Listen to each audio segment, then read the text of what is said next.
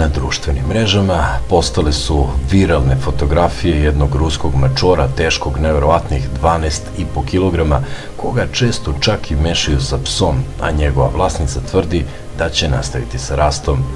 Evo i 5 interesantnih činjenica o ovom neverovatnom fenomenu.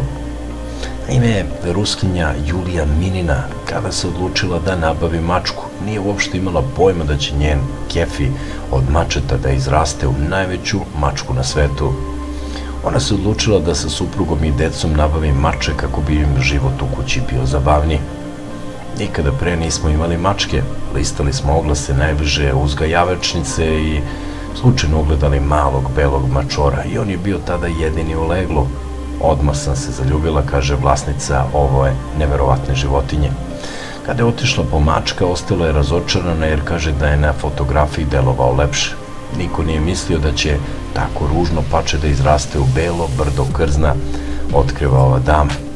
Njene ćerke odabrale su za mačku razigrano ime Kefir i to zbog njegove veličanstvene svilenkaste bele dlake.